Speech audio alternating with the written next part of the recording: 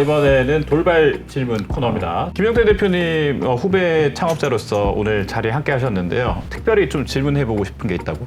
저도 어찌 보면 2009년부터 지금 13년째 더 SMC 그룹이라는 회사 경영을 하고 있는데, 지금까지 회사가 어떻게 하면 생존할 수 있을까를 위해서 더 집중을 하고 거의 이 회사 전체 에너지의 한 8할 정도를 생존에 쓰고, 항상 한 2할 정도는 그래도 우리가 한 에너지 투자를 번식을 위해서도 좀 써보자. 성장을 해야. 근데 이제 그런 과정에서 생존을 위해서 열정을 쏟는 기존 구성원들이 대부분인데, 근데 이제 우리 번식을 위해서 노력하는 구성원들이 좀 많이 헝그리해요. 생존을 위해서 또 일을 하는 분들은 회사에 대해서 그럼 우리는 뭐 열정이 부족한 거라고 생각하는 거 아닌가? 우리가 진정성이 어떤가? 그래서 생존을 위한 분들은 좀 열정과 진정성 부분이 좀 떨어지는 느낌이 서로 들다 보니 뭔가 돈을 위해서 우리가 일을 하는 건가?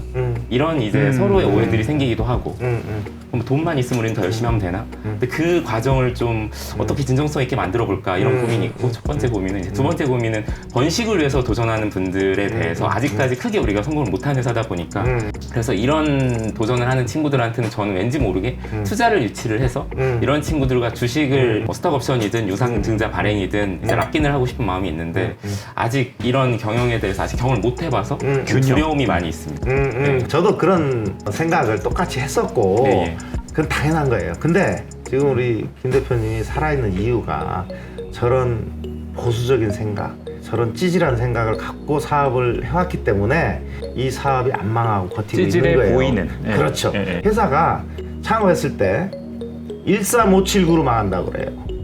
첫 해 망하는 이유는 말도 안 되는 걸 창업했으니까. 첫 해 살아남은 애들은 2년째 잘 가요.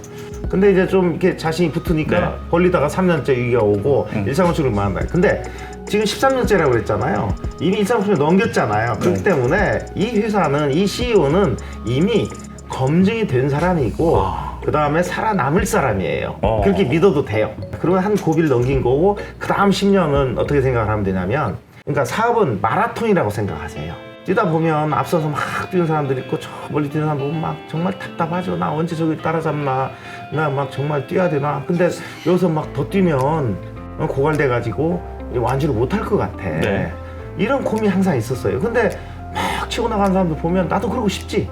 근데 그때 정말 그 유혹을 끊고 정말 잘 버텼던 것이 내가 30년 동안 생존한 저거예요. 나보다 앞서갔던 장비 기업들 많이 있었어요. 다 망했어요.